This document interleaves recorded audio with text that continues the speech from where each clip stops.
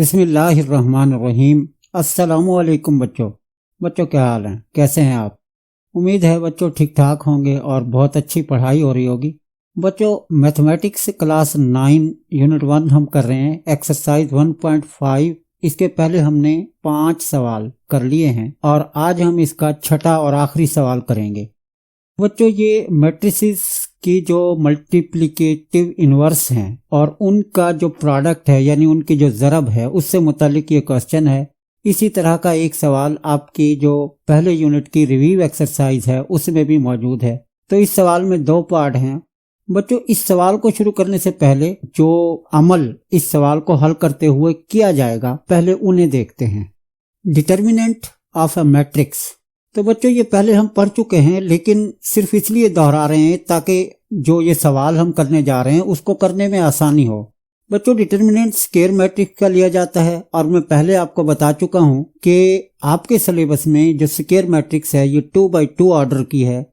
इससे बड़े ऑर्डर की जो स्क्वायर मैट्रिसेस हैं उनके डिटर्मिनेंट या एडजॉइंट नेक्स्ट क्लास में यानी फर्स्ट ईयर में है।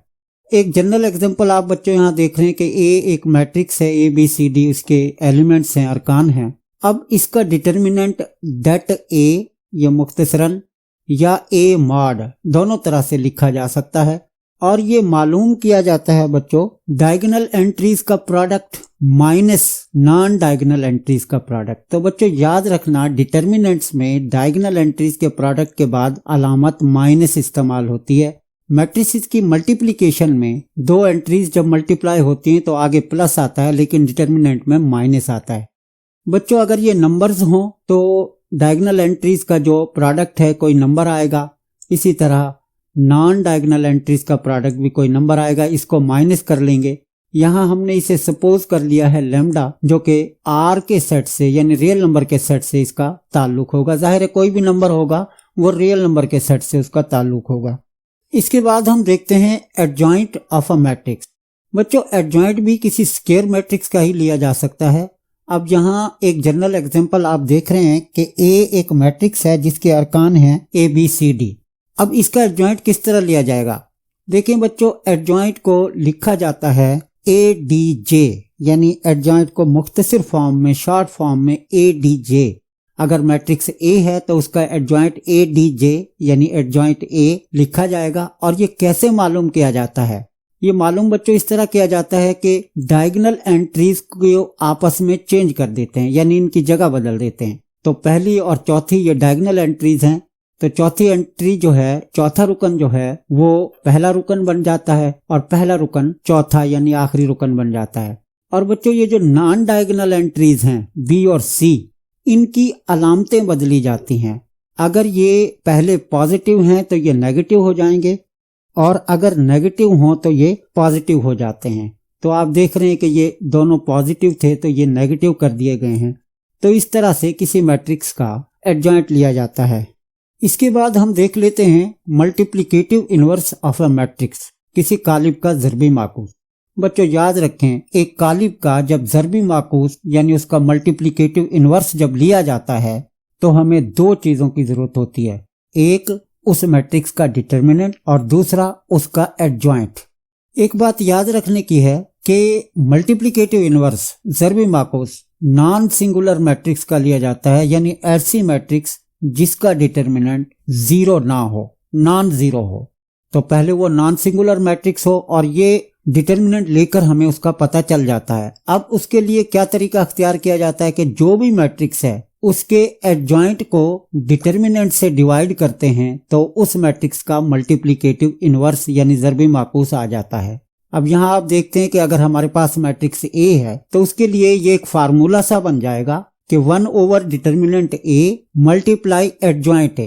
एडजॉइंट ए को उसके डिटर्मिनेंट से डिवाइड कर देंगे तो उस मैट्रिक्स का ये इनवर्स आ जाएगा और इनवर्स को ए की पावर -1 यानी ये मल्टीप्लिकेटिव इनवर्स ऑफ ए को जाहिर किया गया है। अब बच्चों आते हैं सवाल की तरफ।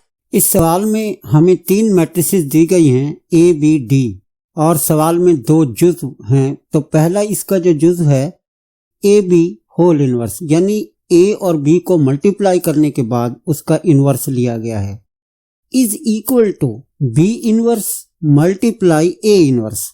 यानी हमें साबित करना है कि अगर ए बी को मल्टीप्लाई करके और फिर उसका मल्टीप्लिकेटिव इनवर्स लिया जाए तो वो इक्वल है बी का मल्टीप्लिकेटिव इनवर्स मल्टीप्लाई ए मल्टीप्लिकेटिव इनवर्स, यानी बी इनवर्स ए इनवर्स। हमें इसकी लेफ्ट हैंड साइड और राइट हैंड साइड दोनों प्रूव करनी है। ये दोनों इक्वल आ जाएंगे तो ये वेरीफाई हो जाएगा।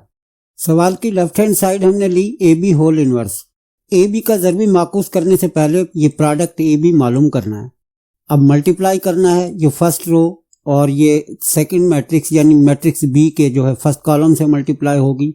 4 मल्टीप्लाई -4 तो ये -16 बना और 0 मल्टीप्लाई 1 तो ये 0 आ जाएगा। इसी तरह से इसी फर्स्ट रो को सेकंड कॉलम से भी मल्टीप्लाई कर लेंगे। 4 मल्टीप्लाई -2 -8 आ गया और 0 मल्टीप्लाई -1 तो ये 0 आ जाएगा। -16 प्लस 0 ये -16 बन जाएगा और -8 प्लस 0 ये -8 बन जाएगा। अब बारी होगी सेकंड रो की। सेकंड रो को फर्स्ट कॉलम से मल्टीप्लाई करने पर ये हमें हासिल होगा -1 मल्टीप्लाई -4 तो माइनस माइनस प्लस 4 1 जार 4 तो ये +4 बन जाएगा और 2 मल्टीप्लाई 1 तो ये 2 बन जाएगा। 4 + 2 ये 6 हो जाएगा। इसी तरह अब यही रो सेकंड कॉलम से मल्टीप्लाई करनी है। -1 multiply -2 minus minus plus 2 1 jar 2 तो ये 2 बना और 2 मल्टीप्लाई -1 तो ये -2 बना और 2 - 2 0 तो ये ए बी प्रोडक्ट आ जाता है -16 -8 6 और 0। अब बच्चों हमें इसका इनवर्स मालूम करना है। तो अभी हम पीछे पढ़ के आए मल्टीप्लिकेटिव इनवर्स के लिए दो चीजें जरूरत होती हैं, एक तो डिटर्मिनेंट उस मैट्रिक्स का और दूसरा उसका एडजॉइंट। अब ये ए बी मल्टीप्लाई होकर ये एक मैट्रिक्स बन गई है। ये आप देखते हैं कि ये एक मैट्रिक्स बन गई है। अब इसका हमने इनवर्स लेना है। इनवर्स के लिए पहले हमें इसका डिटर्मिनेंट लेना होगा, मक्ता मालूम करना होगा और उससे हमें पता चलेगा कि ये सिंगुलर है या नॉन सिंगुलर है, इनवर्स इसका पॉसिबल है या नहीं है।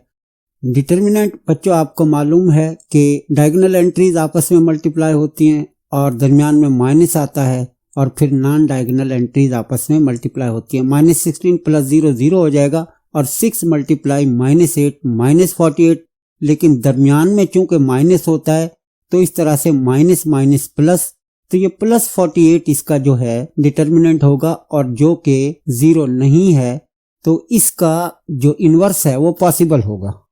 अभी हमने पहले पढ़ा ये फार्मूला कि किसी भी मैट्रिक्स का इनवर्स लेने के लिए उसके एडजॉइंट को उसके मॉड से डिवाइड कर देते हैं। तो ए बी का मॉड हमने 48 निकाला है और ये एडजॉइंट है। एडजॉइंट आप बच्चों जानते हैं कि जिस मैट्रिक्स का आप एडजॉइंट ले रहे हैं उसके डायगोनल एंट्रीज की जगह तब्दील कर देते हैं।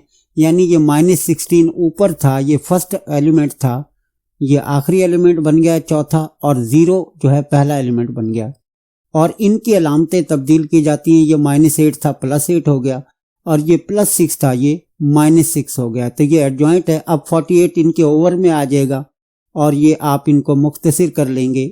0 को 48 से डिवाइड करेंगे 0 आ जाएगा और 8/48 1/6 आ जाएगा। इसी तरह ये -1/8 बनेगा। तो ये बच्चों इसकी राइट हैंड साइड आ जाती है, यानी ए बी होल इनवर्स। ये ए बी का ज़रबी माकूस हमने निकाल लिया है। स्टूडेंट्स राइट हैंड साइड है सवाल की B inverse multiply A inverse. अब इनवर्स पहले अलग अलग से इन दोनों के मालूम करने हैं। तो बी इनवर्स के लिए बी का डिटर्मिनेंट पहले हमें मालूम करना होगा। -4 मल्टीप्लाई -1 +4 बन जाएगा। दरमियान में डिटर्मिनेंट में माइनस होता है, ये 1 मल्टीप्लाई -2 बनेगा, लेकिन दरमियान वाले माइनस की वजह से ये प्लस हो जाएगा। तो 6 इसका डिटर्मिनेंट आ जाता है जो कि 0 नहीं है। तो इसका मतलब ये हुआ कि बी इनवर्स पॉसिबल है। इसी तरह यहाँ पर मैंने ए का डिटर्मिनेंट लिया है। अब ये मैट्रिक्स ए का डिटर्मिनेंट हम ले रहे हैं 4 मल्टीप्लाई 2 8 -1 मल्टीप्लाई 0 तो ये 0 हो जाएगा। 8 - 0 तो ये 8 ही आ जाएगा। तो इसका मतलब है ए इनवर्स भी पॉसिबल है। किसी भी मैट्रिक्स का इनवर्स मालूम करने के लिए जो तरीका है कि उसके एडजॉइंट को उसके डिटर्मिनेंट से डिवाइड कर देते हैं। तो ये बी का डिटर्मिनेंट 6 आया था तो ये 1/6 और ये एडजॉइंट बी है। यानी डायगोनल एंट्रीज को आपस में बदलकर और नॉन डायगोनल एंट्रीज की जो साइन है अलामतें हैं उनको बदलकर ये एडजॉइंट आ गया है। तो ये हमारा बी इनवर्स निकल आया है। इसी तरह हमने ए इनवर्स भी यहाँ पर ये मालूम कर लिया, एडजॉइंट ए, और उस एडजॉइंट को ए के मॉड से, ए के डिटर्मिनेंट से डिवाइड कर दिया। ये ए इनवर्स है और ये बी इनवर्स है। अब हम इनको मल्टीप्लाई कर लेते हैं। तो ये 1/6 बाहर है यहाँ बी इनवर्स के, और ए इनवर्स के बाहर है 1/8। आप इनको दोनों को बाहर निकाल के मल्टीप्लाई कर लें, ये 1/48 आ जाता है, और इनको आपस में मल्टीप्लाई कर लें। -1 × 2 -2, और 2 × 1 ये +2 बन जाएगा। इसी तरह से -1 × 0 ये 0 बन जाता है, और 2 × 4 8 बन जाता है। यानी ये जो फर्स्ट रो थी इसको हमने दोनों कॉलम से मल्टीप्लाई कर लिया है, और ये फर्स्ट रो और इसके ये 2 कॉलम बन जाते हैं। क्योंकि दोनों कॉलम से मल्टीप्लाई हुई है फर्स्ट रो, तो ये 2 कॉलम बन जाते हैं। अब इसी तरह आपने इस सेकंड रो को मल्टीप्लाई कर लेना है। -1 × 2 ये -2 बना, और इसी तरह -4 × 1 तो ये -4 बना। -1 × 0 0, और -4 × 4 ये -16 आ जाएगा। अब बच्चों इन दोनों को ऐड किया तो 0 आया, ये 8 बना है, ये -6 और ये -16, और ये 48 इनके नीचे आ जाएगा, और फिर मुख्तसर करने पर राइट हैंड साइड मिल जाएगी। तो सवाल का ये जुज वेरीफाई हो गया है, left hand side right hand side के इक्वल आ गई है। तो ये वेरीफाई हुआ, A B whole inverse is equal to B inverse multiply A inverse. Dear students, सवाल का सेकंड पार्ट पहले पार्ट जैसा ही है, फर्क सिर्फ इतना है कि मैट्रिक्स बी को डी से बदल दिया गया है। अब D A whole inverse left hand side में हमें निकालना है, पहले सवाल की तरह वहां ए बी होल इनवर्स हमने निकाला था। तो पहले डी ए का प्रोडक्ट लेंगे, 3 × 4 12 आ गया, 1 × -1 आ गया। इसी तरह आप इसी रो को इस सेकंड कॉलम से मल्टीप्लाई कर लेंगे, 3 × 0 0, और 1 × 2 तो ये 2 बन जाएगा। अब बारी आ जाएगी सेकंड रो की। अब सेकंड रो में -2 × 4 -8 बना, और 2 × -1 तो ये -2 बना, यानी -8 और ये -2। फिर -2 को 0 से मल्टीप्लाई किया, 0 आ गया, और 2 × 2 ये 4 आ जाएगा।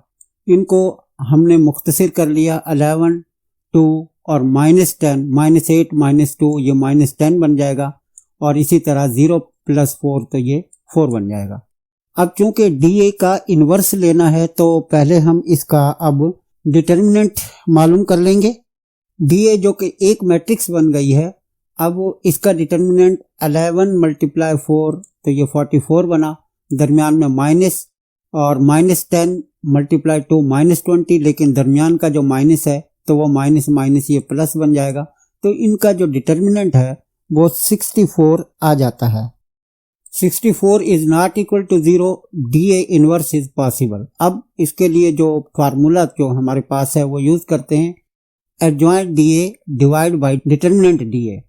अब ये 1/64 है, और ये एडजॉइंट हमने लिखा, ये जो हमने मैट्रिक्स डी ए मालूम की थी, ये जो डी ए का प्रोडक्ट ये जो हमने निकाला था, तो इसका यहाँ पर हम एडजॉइंट ले लेंगे। एडजॉइंट आपको मालूम है बच्चों के डायगोनल एंट्रीज की जगह तब्दील करके और नॉन डायगोनल एंट्रीज की साइन है, अलामतें हैं, वो तब्दील करके आता है। अब हर एंट्री को इस 64 से डिवाइड कर देंगे, तो इस तरह मुख्तसर करने पर 4/64 1/16 बच जाएगा, -2/64 -1/32, इसी तरह ये 5/32 और 11/64। हमारी ये लेफ्ट हैंड साइड आ गई है। अब राइट हैंड साइड हमने करनी है उसी तरह, ए इनवर्स डी इनवर्स। तो ये ए इनवर्स पहले अलग से निकालेंगे, इसका डिटर्मिनेंट लिया 8 आया, डी इनवर्स का डिटर्मिनेंट 3 × 2 माइनस दरमियान में आएगा, और -2 × 1 -2 बना, माइनस माइनस प्लस, ये +2 हो जाएगा, तो ये 8 आ गया। अब दोनों के जो ये डिटर्मिनेंट्स हैं ये 0 नहीं है, दोनों के इनवर्स पॉसिबल हैं। अब इनवर्स लेने के लिए हमने ये फार्मूला यूज किया, ए का यहाँ एडजॉइंट पुट किया, और इसी तरह यहाँ पर हमने डी का एडजॉइंट पुट किया। अब ये ए इनवर्स है और ये डी इनवर्स है, इनको अब राइट हैंड साइड में हमने मल्टीप्लाई करना है। तो यहाँ 1/8 × 1/8 ये 1/64 बन जाएगा, और इनको मल्टीप्लाई कर लेंगे, 2 × 2 ये 4 बना, 0 × -1 ये 0 बना, इसी तरह 1 मल्टीप्लाई 2 ये 2 बना और 4 मल्टीप्लाई 2 ये 8 बना। अब इसी रो को, सेकंड रो को हम सेकंड कॉलम से भी मल्टीप्लाई करेंगे। 1 मल्टीप्लाई -1 तो ये -1 बना, ये 4 मल्टीप्लाई 3 ये 12 बन गया। अब इनको मुख्तसर किया और 64 से इनको डिवाइड कर दिया। मुख्तसर करने पर ये भी वही आ जाएगा, यानी लेफ्ट हैंड साइड के बराबर आ जाएगा। तो राइट हैंड साइड और लेफ्ट हैंड साइड बराबर हो गई हैं, तो ये रूल भी वेरीफाई हो जाता है। तो बच्चों ये सवाल कंप्लीट हुआ। इसके पहले पार्ट को अगर आपने तवज्जो से देखा तो ये उसी जैसा ही है, और इसी तरह का एक सवाल रिव्यू एक्सरसाइज 1 में भी मौजूद है। उम्मीद है अच्छी तरह से आपको समझ आया होगा। स्टूडेंट्स वीडियो देखते रहें, चैनल सब्सक्राइब करें, लाइक करें, शेयर करें, कमेंट्स करें। अगर नोट्स दरकार हों तो ये नोट्स के लिए मुझे व्हाट्सएप करें, मैं आपको ये नोट्स भी भेज सकता हूँ। स्टूडेंट्स अगली वीडियो तक, जो कि 1.6 पर होगी, उस वक्त तक इजाज़त चाहता हूँ। अल्लाह हाफिज़।